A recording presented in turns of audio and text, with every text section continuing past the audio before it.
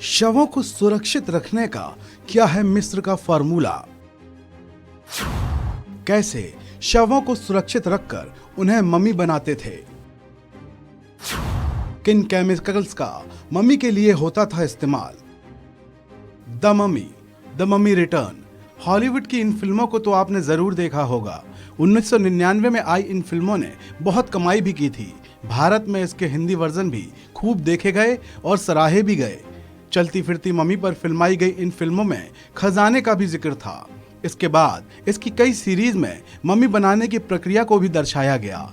पर शायद बहुत ही कम लोग जानते हैं कि मम्मी बनाने के लिए मिस्र से बेहद खास चीज को भारत से भी लाया गया था। वैसे तो मम्मी बनाने के लिए दूर देशों से मिस्र के लोग कई केमिकल्स लाते थे, लेकिन भारत से बेशकीमती चीज मिस्र लाई जाती थी, जिसके बिना शवों को मम्मी बनाना असंभव था।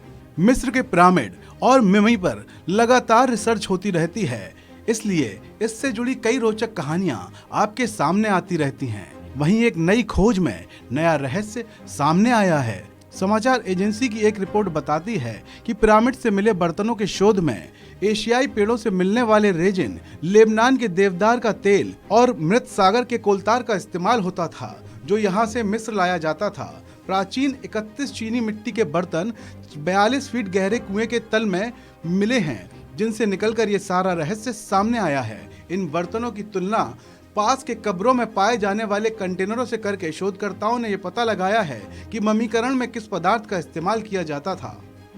व्यक्ति की मौत के बाद शव का मम्मीकरण किया जाता था, जिस प्रक्रिया में एक लेप लगाकर इन शवों को पिरामिडों में रखते थे।